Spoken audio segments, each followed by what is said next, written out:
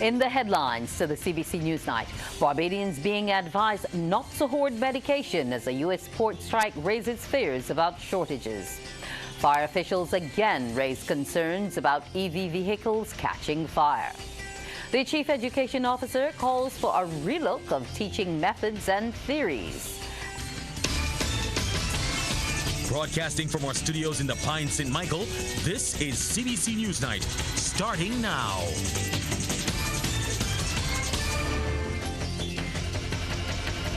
Good evening and welcome to the CBC NewsNight. I'm Wendy Burke. Do not hoard your medication. That's the advice from pharmacist Brian John as concern mounts about the impacts of the 45,000 dock workers on strike from Maine to Texas in the U.S. The pharmacist tells CBC News pharmaceutical stock levels in Barbados are good. Trevor Thorpe reports. Pharmacist Brian John is well aware of the strike at U.S. ports, but says there's no need for people in Barbados to panic at this time about getting their medication. We have a buffer. We shouldn't panic. The thing is not to encourage people to hoard and to descend upon the pharmacies and pharmaceutical suppliers. I think, we're now coming out of a stage where we did have a major problem during COVID, but I think the industry has learned. And I don't really see any need for people to panic at this point, but we will surely be in touch with our customers and our patients, and I think we'll be okay. Mr. John says there are also options to get medication from overseas in spite of the strike. When you have a strike, there are other unions that are, not necessarily in sympathy with that union. So I've heard it preferred that, things will be routed through Canadian ports that are more friendly. And that union, as far as I'm aware, only has 50,000 members. 50,000 may seem like a lot to a small country like ours, but in the scope of things, it may be just a puff in the wind. Saying we are not yet out of the woods, the pharmacist adds that much has been learned from the COVID-19 pandemic. We just want everybody to be calm. The situation will evolve, and we hope we're in a good position to mitigate those serious, rushes and hoardings and panic, because I don't think it's necessary at this point. The U.S. port industrial action is the first for the industry in nearly 50 years. Trevor Thorpe, CBC News. Minister of Industry, Innovation, Science and Technology, Marcia Cattle, is tonight providing an update regarding the data breach at the Barbados Revenue Authority's online portal. Ms. Cattle issued a statement on the matter. We are by now aware of a data breach reported by the Barbados Revenue Authority earlier this week. The BRA, with the support of the Ministry of Industry, Innovation, Science and Technology as the regulatory agency in this matter, has been in touch with the Office of the Data Commissioner, has informed the public as required by law, and is fully complying with all requirements under the data protection legislation. As we indicated before, we have set up an incident response team, and the forensic and other experts on that team are still carrying out their investigations. We continue to strengthen security, particularly of critical government data and systems. As we do so, we realize that in the public and private sphere, cyber is the new and increasing line of attack against which we will have to defend. The IRS in the US learned that this year when they had their own data breach, as did the BBC in the UK and Amazon. Our duty and commitment are to do everything we can to secure our data and systems in advance, and where we may need to respond to threats, to have a rapid, sure, and reliable system so to do. As with all similar data breaches, this is a national security matter. And just like the police cordon off a crime scene so they can contain it and do their investigations, we have a duty to do the same and to give the cyber response team time to do their work. As we've done from the start and have committed to continue, we are following the steps under the data protection legislation. Once we have further information that we can share, we will do so. A warning from the Barbados Fire Service to owners of electric vehicles after the latest fire on island. The fire resulted in one vehicle being destroyed last night about 7 minutes to 10 at Gun Hill, St. George. This was the third such high-energy battery fire officials have responded to in the last 2 weeks. Station officer with the Bridgetown Fire Station, Roger Bourne, is cognizant of the problems that can occur and is urging EV owners to be mindful, especially if the vehicle was in an accident. He has warned these vehicles with high energy batteries can reignite. When you have these vehicles that have been involved in accidents and you take them home, or even if you take them to a company, do not park them near to other vehicles. Do not park it near to your home, because these electric vehicles sometimes over a period of time can reignite. Just like this one before, this is just a week ago that they had a small fire. Now the vehicle reignited because it was involved in an accident, and now we're here tonight again to another electrical vehicle fire. It's the same car which had slight damage. Now it's the same car that is totally destroyed from a reignition due to the high energy batteries that are involved. So just how much of a risk do electrical vehicles pose as it relates to fire? Well, joining us now to shed some more light on that is Simon Richards, director and founder of Mega Power Limited, one of the local suppliers of electric vehicles. Mr. Edgell, are electric vehicles prone to fires and fire reigniting? Yeah, thank you for the opportunity to talk here tonight. Yeah, all vehicles are prone to fire, and I've actually got some statistics to look at. So internal combustion engines, for example, vehicles, according to the International Council on Clean Transport, they studied from 2010 to 2023, 14 million electric cars. And their conclusion was there is a 1 in 35,000 chance of a battery electric vehicle catching fire. So yes, to answer your question is, yes, there is a chance. So what we then did was looked at what the chances are of any vehicle catching fire. So Allied Insurance did a 10-year study between 2010 and 2020. And they concluded that an internal combustion engine vehicle, diesel or gas, for every 100,000 vehicles, 1,530 would end up in fire. That was 60 times the amount of battery electric cars, which 25 in every 100,000 would end up catching fire. So okay. I suppose the story is, if you're worried about a vehicle catching fire, then you should really buy an electric car, because you're 60 times less likely to have a fire with a battery electric vehicle than a gas or diesel vehicle. I think, I don't know, if a week or so goes by, we don't find a burnt out vehicle on the highway that's obviously gas or diesel powered. I'd like to add, the Barbados Fire Department has had training, which we supported with Inchcape, a week's worth of training on how to deal with battery electric fires. Effectively, with a battery electric car fire, you have a big fire blanket that you just put over the car, and it basically extinguishes the vehicle. So in Barbados, we've taken steps to make sure that our fire crews are trained, our emergency first responders, on how to deal with gas, diesel, and most recently, electric vehicle fires. But despite that, though, Mr. Richards, and the fact that you've gone through training, are the manufacturers, based on reports going to them, etc., making any changes to these EV vehicles to reduce the likelihood of these fires and reigniting of fires? I suppose that's hard to say. There has been less than 400 recorded battery electric fires globally in the last 13 years. So with that statistic, these are the least likely vehicle to catch fire.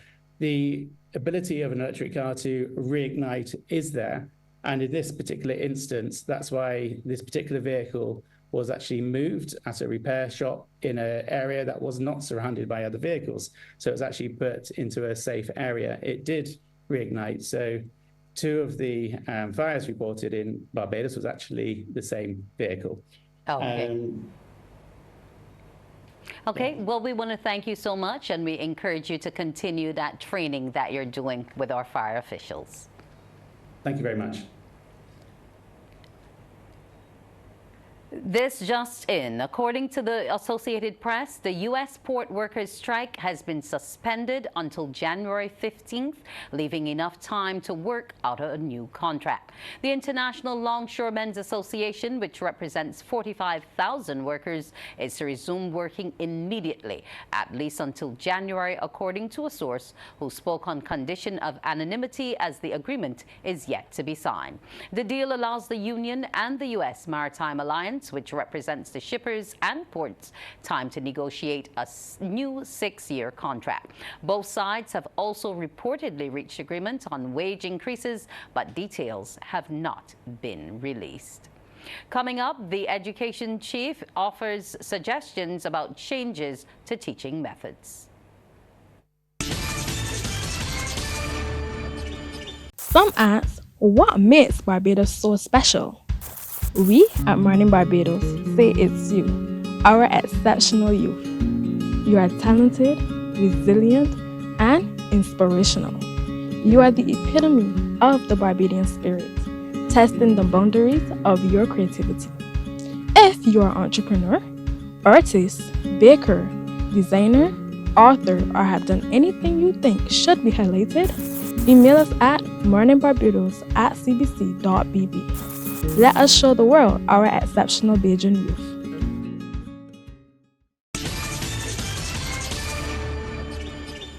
Barbados has suggested a relook of teaching methods and theories is required. Chief Education Officer Dr. Ramona Archer-Bradshaw put forward the suggestion during the question and answer segment of a regional symposium and policy dialogue on transforming education. It was hosted by the Caribbean Development Bank in the Cayman Islands. Citing mathematics as an example, Dr. Archer-Bradshaw says many teachers teach the subject in an abstract way. Why? Because they're trying to prepare the students for the exam. We live in a very exam-driven society. So 1 + 1 = 2, but 1 of what and 2 of what? Right? So what we have to do, we have to look back at the theories. The old-time teachers use some of these theories too, the Piagetian approach and the Vygotskian approach. Piagetian meaning moving from the concrete to the more abstract, but teachers want to start at the abstract and don't ever meet the concrete. You see what I'm saying? So we have to start using these kinds of approaches, allowing children to ask questions and work together so that mathematics itself can have meaning. And we are starting to do that as well in Barbados. Barbados has shared before a high-level forum on sargassum the innovative strides made by the island as it confronts influxes of the seaweed. The forum, the second EU Caribbean Global Gateway Conference, was held in Grenada. Chief Fisheries Officer Dr. Shelly-Ann Cox says compressed natural gas was derived from a mix of sargassum seaweed, water from the rum distillery, and black belly sheep manure. Form this compressed natural gas, and recently the first vehicle powered by sargassum was launched, and this was the 18th of September.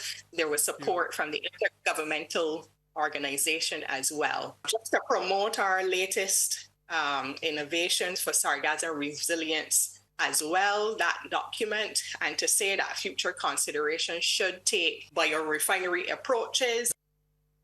Meanwhile, the Caribbean Regional Fisheries Mechanism says more comprehensive policy and legislation is required in dealing with the influx of sargassum seaweed, as well as intended solutions. Executive Director Milton Horton says the organization is cognizant of the presence of national frameworks regulating the harvesting of marine algae and plants, noting the seaweed's use must be guided by science.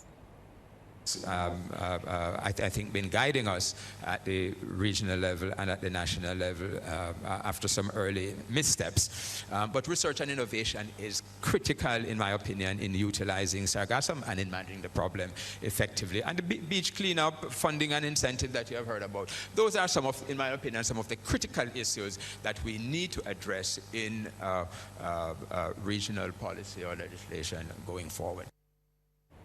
The links between Barbados and China have deepened and borne many fruitful ventures under China's ambassador to Barbados, Yan Zhuisheng's tenure. Minister of Foreign Affairs and Foreign Trade Carrie Simmons expressed thanks on behalf of the government to the ambassador during a farewell courtesy call at his ministry's Culloden Road, St. Michael office. Mr. Zhuisheng, who took up the post in 2018, was the 14th and longest-serving ambassador from China to Barbados. Minister Simmons told the ambassador his tour of duty is one which he will remember very fondly, noting since his arrival some 7 years ago, the relationship between the two countries had deepened. Ambassador Zhuisheng said he made many friends from all walks of life during his time in Barbados and thanked the minister and government for the support and assistance. Past principal of the Cave Hill campus of the University of the West Indies, Sir Keith Hunt, has passed away. His son, John Hunt, confirmed to CBC News that he died earlier today at the age of 87. Sir Keith served from 1983 to 2002 as principal. He was the third principal at the campus. A skilled administrator known for his sense of fair play, decency, wisdom, and sound judgment, he was credited with getting the best out of limited resources and ability. A historian by training, he was part of the UWI family for close to 40 years, and the newest block of student halls at Clarendon Blackrock are named in his honor. After completing his master's, he joined the staff at the University of the West Indies Cave Hill campus as an assistant lecturer in 1964. 1 year later, he moved up the ranks to the post of senior lecturer in the Department of History, dean in 1975 and deputy principal in 1980, and finally as principal in 1983.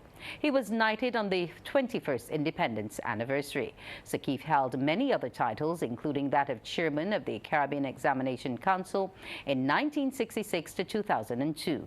During his time as chairman, he implemented several changes, including the introduction of the Advanced Caribbean Proficiency Examination in 1998 and the change of the CSEC grading scheme from a 5 to a 6-point scale.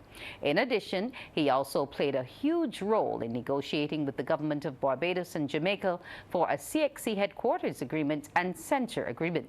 Sir Keith was born and raised in Venture St. John.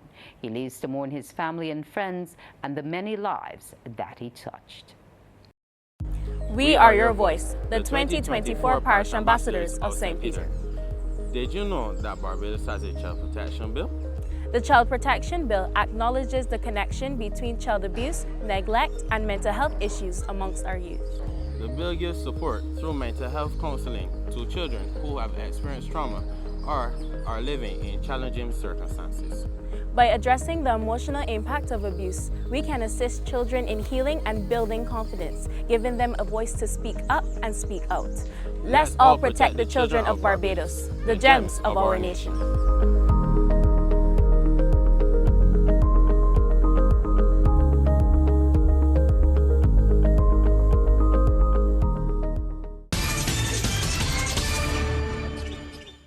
Sports time now with Damien Best. Damien, what's the action in CPL? Yeah, good evening to you, Wendy. Good evening to our viewers and listeners. It's all the talk about the Kings. St. Lucia Kings booked their place in the 2024 Republic Bank CPL final with a 15-run victory over Guyana Amazon Warriors in the first qualifier at the Guyana National Stadium in Providence. Now, the Kings batted first last night and posted a respectable 198 for 5. Player of the match, Johnson Charles, top scored with 79. That included 8 4s and 5 6s. In reply, the defending champions were 106 for 4 after 13 overs when the rain put paid to any further play as the Kings won by 15 runs via the DLS method. Shimon Hetmar was not out on 36. So the Kings advance to Sunday's final, while the Warriors will now play against Barbados Royals in tomorrow's second qualifier. That game starts at 7 p.m. live on MCTV Sports Match Channel 310, and it will be also tape delayed on CBC TV 8 from 8:03. We're going to pause here and come back with some football news. There is a saying, you can find a Bajan anywhere. Are you a Bajan living abroad? Or do you know of one who has migrated to another country? Well, we at Morning Barbados would love to have you or them on our Bajan Afar segment. Share your amazing stories, experiences, and how you have adapted to a new culture. Send us an email to morningbarbados@cbc.vb, and together we will travel the world.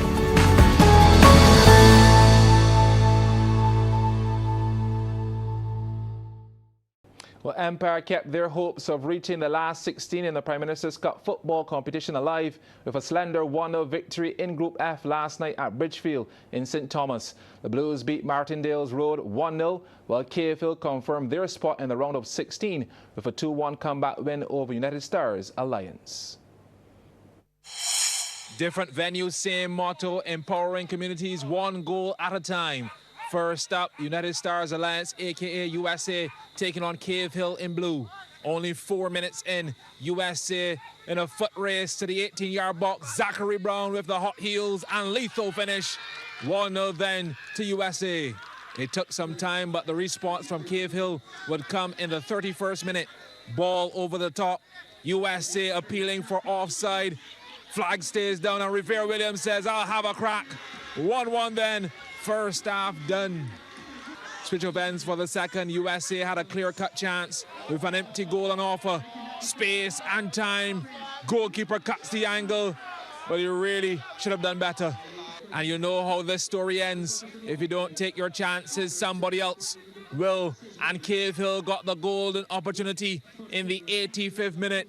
Williams searching for Roger Collins, who's brought down in the 18-yard box by Keyshawn Thomas. Penalty coming. Initially, Collins wanted his name on the score sheet, but after some forceful negotiations, Kemar Watson would handle the business. Bottom left corner, Cave Hill win 2-1 over United Stars Alliance. On to the feature match between Martindale's Road and Empire in the blue. Empire blessed the upright of their opponents midway through the first half. Martindale's Road lucky there. It was a resolute defensive effort from both teams for the most part in this one. So let's skip ahead to the second half. Empire on the move, 71st minute. The shot spilled by the custodian, and look who's on the doorstep. Ronaldo Bigno. That's all she wrote. Empire with the 1-0 victory over Martindale's Road. And that is the first half in sports. Wendy, we come back with lots more a bit later on. Thank you so much, Damien. Up next on CBC's Newsnight, the Business Report. St. Philip, loud and proud, we are your 2024 Parish Ambassadors. Did you know about Barbados' Child Protection Bill? The Child Protection Bill establishes procedures for a situation where a child leaves or is taken from a foster home or child care center. To ensure a safe return of the child, authorities can request a court order. This prompts an investigation into why they left and their placement in a secure location during the process. Once the investigation is complete, the child's future placement will be decided on. The Child Protection Bill is essential for providing all children with a safe environment and a promising future filled with hope and opportunities. Let's all protect the children of Barbados, the gems of our nation.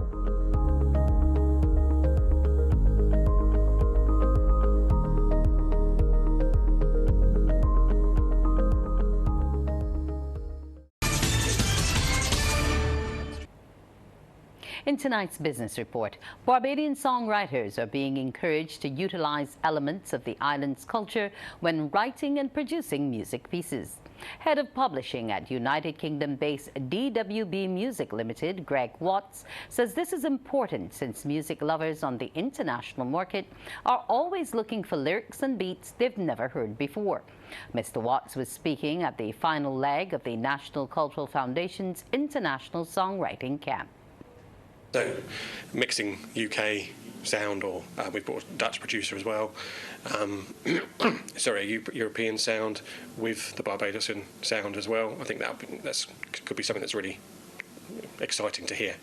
I know for Eurovision in particular, they're always looking for something that they haven't heard before, so I'd be quite interested to get a song from here and pitch it into the Eurovision sphere, which is always, yes, to say, looking for something out of the box. Participant singer and songwriter Kashida Doughton says she's pleased with the opportunity to acquire new skills and knowledge from established songwriters and producers. I'm hoping to benefit the skill of better writing, being able to be more versatile with my penmanship, because, you know, sometimes I focus a lot on particular topics that I might like, but now we are getting into a understanding that you could write for others, you know, and your interest could even shift. So I'm looking to build those, get those tools in order to do those things. And what I'm getting from the workshop, apart from that is even better, is a skill set into the business aspect and how to really get savvy with what you're doing. Here's how the stocks traded locally and regionally today. In Jamaica, Trans-Jamaican Highway Limited with 4,582,852 units was the volume leader, followed by Wigton Wind Farm Limited ordinary shares and Sagicor Select Funds Limited Financial. In Trinidad and Tobago, Grace Kennedy Limited was the volume leader, with 71,415 shares changing hands for a value of Trinidad and Tobago $260,656.45, followed by Massey Holdings Limited. And here in Barbados, no securities traded today on the regular market. And that's it for tonight's business. We'll take a break and be back with the weather. Books open your heart, your mind, and your soul. They are educational, entertaining, inspiring, and motivating. Are you an author of a recent book you want to share? Then Morning Barbados would love to feature your book in our The Next Chapter segment. Send us an email to morningbarbados@cbc.bb. That's morning without the G. Come and let us turn those pages together.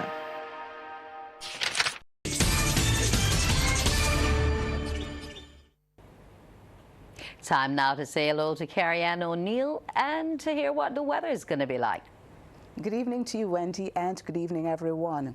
Well, today it was quite dry for most places here in Barbados, as that ridge pattern was our dominant feature. However, later on tonight, we are expecting that a trough system will maintain some showers, and we do have a very slight chance of some isolated thunderstorms. Meanwhile, we have Kirk, now a Category 4 hurricane, and there's also Tropical Storm Leslie to the east-northeast of the northern leewards. Now, the maximum temperature today was 31 degrees Celsius, the minimum 27 degrees. At present, the temperature stands at 28 degrees Celsius. The relative humidity 76%. The winds, they're coming in from the east-northeast. We take a look now at some atmospheric conditions across the region, where the temperatures are ranging from 25 to 29 degrees Celsius. The humidity shows moisture is building across a number of the islands, and the winds, they're generally light across the region. We take a look now at our satellite feed, where we do have Kirk, and it is 1,085 miles to the east-northeast of the northern leewards. Now, the system is moving towards the northwest, maximum sustained winds now 130 miles per hour.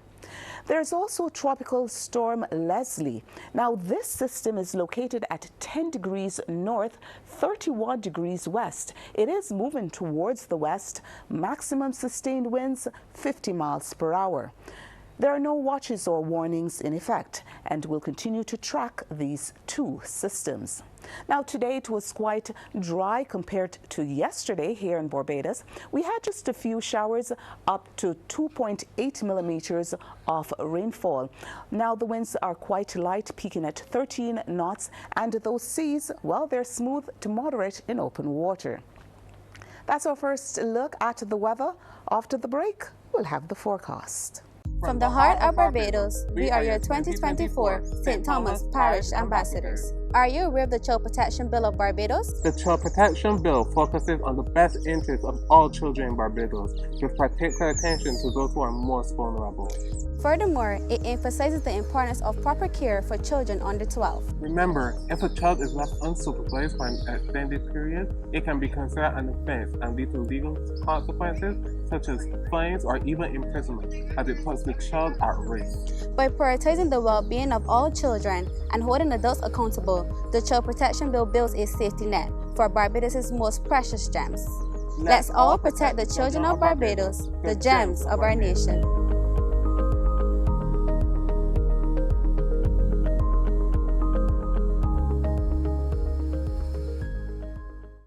Welcome back. In the forecast for tomorrow, the sun is expected to rise at 5:47 and will set at 5:46.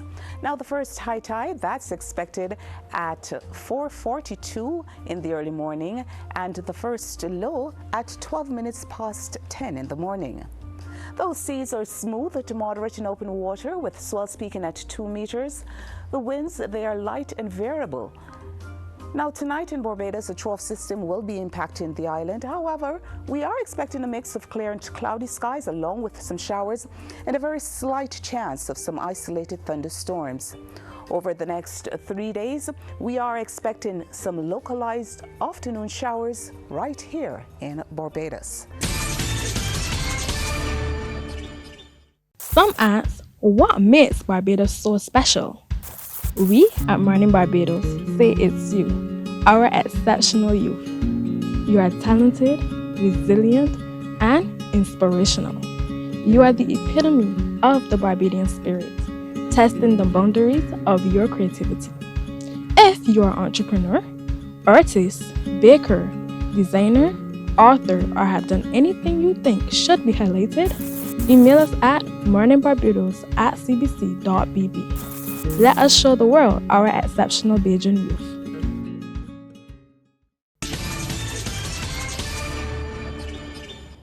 And it's back to the best man in sports. Damien, what's up? Yeah, thanks so much, Wendy. Some basketball news. Now it's all square at 1-1 between VJ Carrington Building and Maintenance Challengers and College Lands in the BABA First Division Best of 3 semi-final series. Playing at the BCC gym recently, Challengers were dominant in a 71-51 victory. Good to go for game number 2 of this semi-final series. Challengers with the fast break in progress against College. Nifty work from Gerard Brewster up and in for 2. Tight battle in the first half. College with the steal. That's Catlin. Hustle play. Finish with a team high 15 points. He also shared the rock well. Christopher Cadogan contested 3 from the right wing. Nothing but net. But it would be Challengers who led at halftime, unlocking the College zone defense with ease. Great vision, not going to miss that. Challengers ahead by 5 points at the break, 35-30. Todd Bourne deep in the shot clock, delivers. Second half business now, switch of ends. Challengers offense really clicking. 2 via Mark Leacock, had a team high 12 points in the till. College throwing up some bricks in the third period, and the Challengers made them pay in transition. Kevin Belgrave finds Brewster, pull-up jumper, sweet. Challengers held College to 8 points with 1 period to go, looking all too easy. Fourth quarter now, Challengers with a massive cushion, cut to the basket, 2 more. The scoreline, a solid representation of how the cookie crumbled for College as the Challengers take the win 71-51. Meanwhile, in the other semi-final matchup, Cam Smart Assurance Heat are into the final as they secured a 2-0 series win by defeating Police 70-52 in game number 2. Well, Parkinson, St. Leonard's, Garrison and St. James have all advanced to the semi-finals of the Old Scholars Football Tournament. Playing at the Lumber Company ground, Garrison beat St. Lucie 2-0, while St. James also progressed to the Final 4 with a 4-1 win over St. George. CBC's Anne Margaret Boyce reports on Parkinson's defeat of St. Michael and St. Leonard's win over Foundation. Parkinson in orange taking on St. Michael's. 9 minutes in, Lloyd Wilkinson given the license to accelerate, and he taps this one home easily. That's 1-0. The score remained 1-0 at the break, so let's skip ahead to the second half. St. Michael's attacking down the wing. Loose ball drops to Kent Hall. Left-footed finish, all squared at 1-1. St. Michael's were growing in confidence and almost took the lead on this occasion, but the keeper came to the rescue big time for Parkinson. Parkinson then restored their advantage thanks to a mistake at the back. Cross into the danger zone, and Jerome Walker puts it into the back of his own net. Parkinson lead 2-1. 2 minutes later, Parkinson put the game to bed when Wilkinson got his brace. Look at this, contender for goal of the tournament. Left-footed volley, absolutely brilliant. 3-1 the final score in favor of Parkinson. Second match now, Foundation in black up against St. Leonard's. 2 minutes on the clock. Foundation awarded a penalty, and Terrell Hinkson did the rest. Makes no mistake. That's 1-0. St. Leonard's were back on the score sheet in the second half when Thibaut Johnson rose to the occasion. The score ended 1-1 at the full-time whistle. St. Leonard's then went on to snatch a 5-4 victory on penalties. Anmar Goodrich-Boyce, CBC Sports. Yeah, thanks, Anmar, and that's it for sports tonight. Wendy, it's back over to you. Thank you so much, Damien. We'll return after the break. St. Philip, loud and proud, we are your 2024 Parish Ambassadors. Did you know about Barbados' Child Protection Bill? The Child Protection Bill establishes procedures for a situation where a child leaves or is taken from a foster home or child care center. To ensure a safe return of the child, authorities can request a court order. This prompts an investigation into why they left and their placement in a secure location during the process. Once the investigation is complete, the child's future placement will be decided on. The Child Protection Bill is essential for providing all children with a safe environment and a promising future filled with hope and opportunities. Let's all protect the children of Barbados, the gems of our nation.